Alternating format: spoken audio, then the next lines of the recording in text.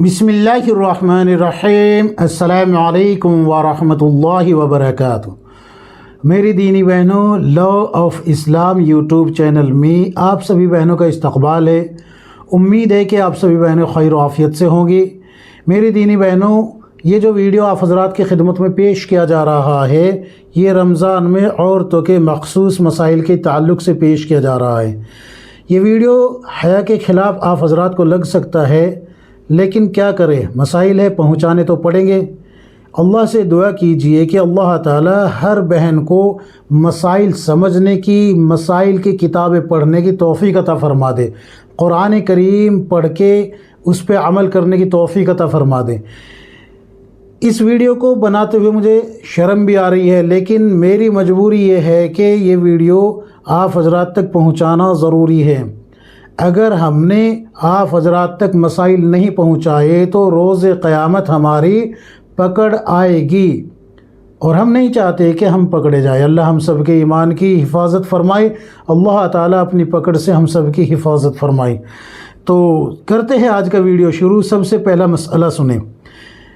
मसला number 1, has यानी कि पीरियड और निफास के दिनों में औरत को रोज़ा रखना जायज़ नहीं है। बाद में उन छूटे हुए रोज़ों की क़ज़ा रखना फ़र्ज़ है। एक मसला हो गया। दूसरा मसला, रमज़ान में रोज़ा रखने के बाद अगर दिन में किसी वक्त पीरियड शुरू हो जाए तो उसी वक्त से रोज़ा खुद ही ख़त्म हो जाएगा और वो रोज़ा शुमार नहीं होगा। यानी कि वो रोज़ा नहीं रहा, आपका रोज़ा टूट गया। पीरियड शुरू हो गए, दिन में रोज़ा रखा हुआ था आपने और पीरियड शुरू हो गई तो रोज़ा टूट गया। अब आप खाना पीना शुरू कर दे, लेकिन किसी के सामने ना खाएं।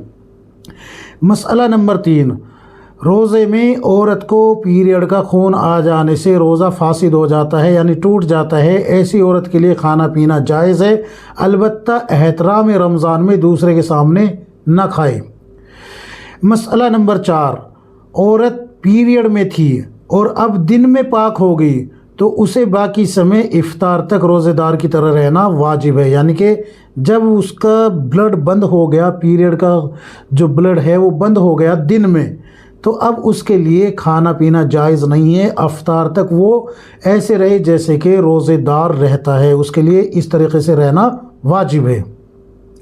मसला नंबर 5, क़ज़ा सिर्फ़ रोज़ों की होगी, नमाज और तरावी की कोई क़ज़ा नहीं है। यानी कि औरत को जब पीरियड्स आते हैं रमज़ान के महीने में तो नमाज छूटती है, उनकी कोई क़ज़ा नहीं है। तरावी छूटती है, उनकी कोई क़ज़ा नहीं है। लेकिन जो रोज़े पीरियड्स की हालत में छूटे हैं या निफास की हालत में छूटे हैं, उन सब की क़ज़ा बाद में आप करेगी, बाद में उन सब की क़ज़ा रखेगी।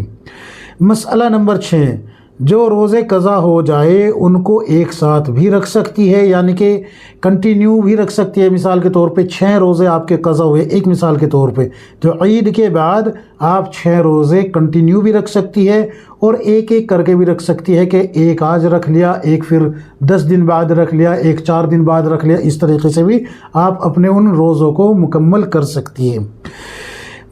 मसला नंबर 7, दवा वगैरह खाकर पीरियड्स रोक के रोज़ा रखना ये जायज़ तो है, लेकिन अगर उस दवा से आपकी सेहत ख़राब होती है या अगर आपको कोई एलर्जी वगैरह किसी भी तरीके से आपकी सेहत पे उसका बुरा असर पड़ता हो तो ऐसी दवाई से बचना चाहिए, बचे ऐसी दवाई से। और अगर कोई फ़र्क नहीं पड़ता, कोई साइड इफ़ेक्ट नहीं होता, तो दवाई खा के आप पीरियड्स रोक सकती है रमज़ान के महीने में और अपने रोज़े मुकम्मल कर सकती है। बिल्कुल इजाज़त है। आपके मसाइल और उनका हल जिल्द नंबर 4 सफ़ा नंबर 570 पे ये मसला आपको मिल जाएगा। मसला नंबर 8, इस्तिहाज़ा यानी बीमारी का खून जो आता है। कभी कभी औरत को कोई बीमारी लग जाती है तो रहम से खून आना शुरू हो जाता है, यूट्रस से खून आना शुरू हो जाता है। तो ऐसी औरत जो है हाइज़ा नहीं कहलाई जाएगी, बल्कि ये एक बीमारी है, इसका ट्रीटमेंट कराए। इस कंडीशन में आप ना ही तो रोज़ा छोड़ सकती है और ना ही नमाज़ें छोड़ सकती है। आपको नमाज़ें भी पढ़नी होगी और रोज़ा भी रखना होगा। हाँ, अगर कोई माहिरीन तबीब, कोई डॉक्टर जो कि माहिर हो और दीनदार हो, وہ آپ کو بتا دے کہ اگر روزہ رکھے گی تو آپ کے جسم کو کمزوری آ جائے گی، صحت خراب ہو جائے گی، کیونکہ بلڈ ویسے ہی بہہ رہا ہے، تو پھر آپ ان روزوں کی بھی قضا کرے گی بعد میں جب یہ بیماری ٹھیک ہو جائے گی۔ تو یہاں پر بھی آپ جو ہے اس بات کو اچھے سے ذہن نشین رکھے، جس کو کوئی بیماری ہو جاتی ہے تو وہ بیماری کا ٹریٹمنٹ کرائے، لیکن اس کو روزہ اور نماز کنٹینیو کرنے ہوگے۔ مسئلہ نمبر 9، عورت کو روزے میں یعنی کہ خواب میں عورت نے روزہ رکھا ہوا ہے اور خواب آیا اس کو، اور وہ فزیکل ریلیشن خواب میں بنائے تو اس سے روزہ نہیں ٹوٹے گا، اگرچہ دیکھو یہ حیا کے خلاف ہے، اگرچہ عورت خواب میں ڈسچارج بھی ہو جائے تب بھی روزہ نہیں ٹوٹے گا۔ مسئلہ نمبر 10، یہ حیا کے خلاف آ رہے ہے اس لیے اٹک رہا ہوں۔ مسئلہ نمبر 10، روزے میں ویجائنا کے اندر دوا رکھنے سے یا دوا ٹپکانے سے روزہ ٹوٹ جاتا ہے۔ ویجائنا جو ہوتی ہے نا، شرمگاہ کو بولتے ہیں، اس سے یعنی کہ اس میں کوئی دوا رکھنے سے یا دوا ٹپکانے سے اندر جسم کے اندر داخل ہوگی دوا تو روزہ ٹوٹ گیا آپ کا۔ مسئلہ نمبر 11، ڈاکٹر نے چیک اپ کے لیے ویجائنا میں انگلی وغیرہ کی یعنی کہ انگلی ڈالی اور وہ بالکل خشک تھی، کوئی چیز اس پہ لگی ہوئی نہیں تھی تو روزہ نہیں ٹوٹے گا، لیکن اگر اس پہ کوئی دوا لگی ہوئی تھی یا وہ گیلی تھی کسی وجہ سے، کوئی مطلب کوئی گیلی دوا وغیرہ کوئی تھی اس پہ، تو وہ انگلی داخل ہوتے ہی روزہ ٹوٹ جائے گا۔ لیکوڈ لگا ہو تو روزہ ٹوٹ جائے گا، فوراً ہی ٹوٹ جائے گا۔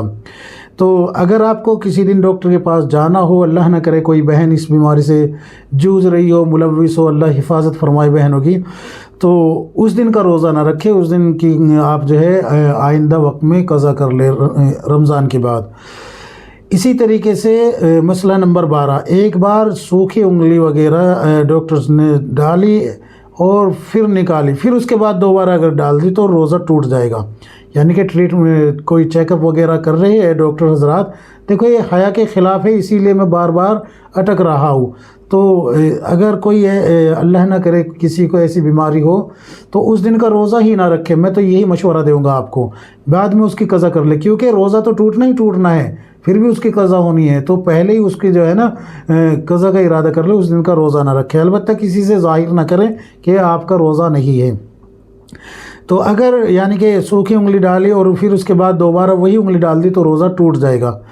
مسئلہ نمبر 13، اسی طرح کسی مشین یا کٹ سے چیک کیا اور اس پر بھی کچھ دوا یا لکوڈ لگا ہوا تھا تو روزہ ٹوٹ جائے گا، یعنی کہ مشین کا کوئی جو ڈاکٹری اوزار ہوتے ہیں یا کوئی مشین ہے جیسے کہ الٹرا ساؤنڈ وغیرہ والی یا کوئی اور مشین جو اندرونی جسم کے اندر داخل کی جاتی ہے، اس پہ کوئی دوا لگی ہوئی تھی تو اس سے روزہ ٹوٹ جائے گا، کوئی لکوڈ تھا اس پہ تو روزہ ٹوٹ جائے گا۔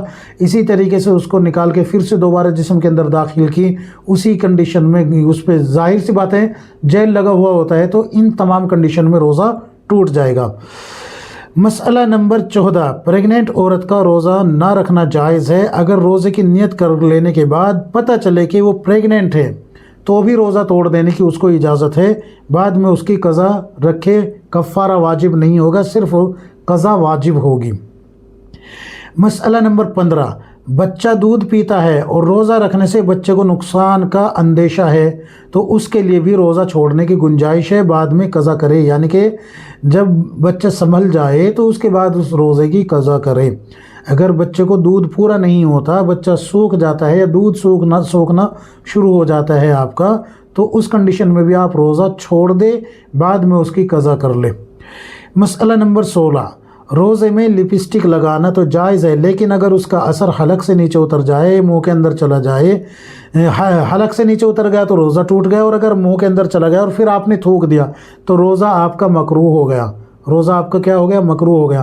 اور ویسے بھی میں تو یہی سمجھتا ہوں کہ کوئی خاتون روزے کی حالت میں لپسٹک نہیں لگاتی ہوگی، لیکن اگر کوئی ہے اتنی فیشنیبل تو اس کے لیے یہ مسئلہ لکھا ہوا ہے، سبھی خاتون کے لیے نہیں ہے، کبھی سب اپنے آپ کو یہی سمجھنے لگے اور مجھے برا بھلا کہنے لگے۔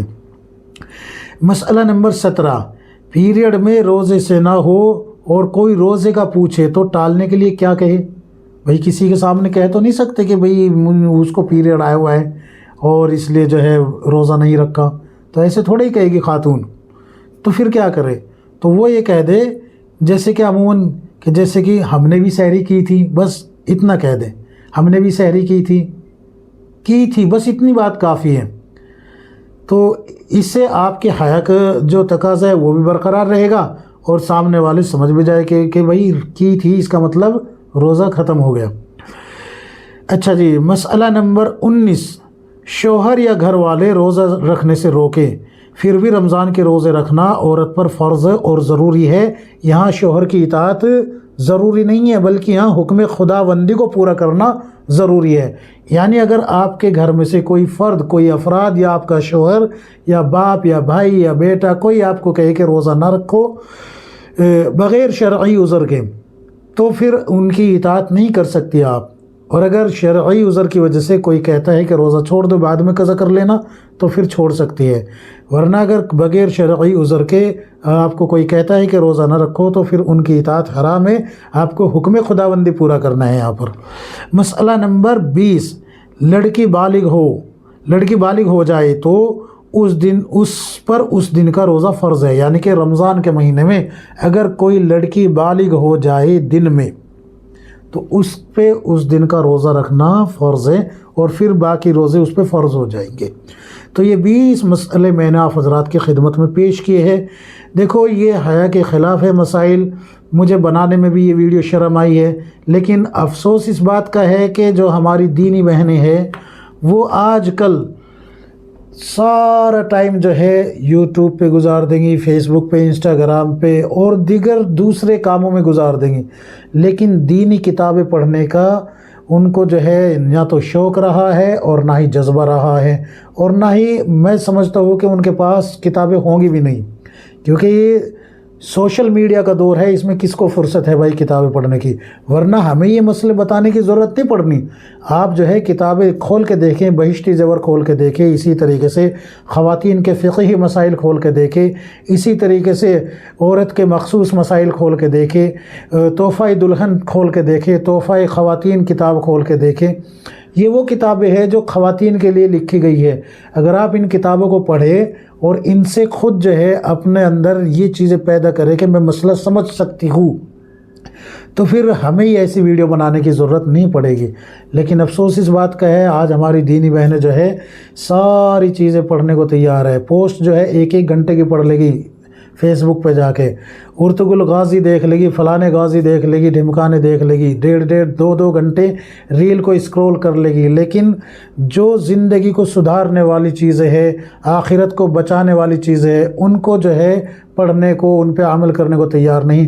قرآن کریم کی تلاوت زیادہ کرے۔ اگر پڑھنا نہیں جانتے قرآن کریم تو پڑھنا سیکھے۔ یہ کوئی عذر نہیں ہے کہ بھئی ہماری عمر بڑی ہو گئی ہے، ہم کیسے پڑھنا سیکھیں۔ یاد رکھو، رسول اللہ صلی اللہ علیہ وسلم پہ جس وقت قرآن نازل ہونا شروع ہوا تو آپ صلی اللہ علیہ وسلم کی عمر 40 سال تھی، اور صحابہ اکرام بڑی بڑی عمر کے بھی تھے۔ آپ صلی اللہ علیہ وسلم سے بھی زیادہ عمر کے صحابہ اکرام تھے، اور عورتیں بھی زیادہ عمر کی تھی۔ ان سب نے قرآن بھی سیکھا، مسائل بھی سیکھے، آپ صلی اللہ علیہ وسلم کی حدیثیں بھی یاد کی۔ آپ کتابیں کھول کے دیکھیں، کتنی ایسی خواتین ہیں، صحابیات ہیں، جنہوں نے آپ صلی اللہ علیہ وسلم سے روایتیں بیان کی ہے۔ کتنی ایسی خواتین ہیں، اتنی ایسی صحابیات ہیں۔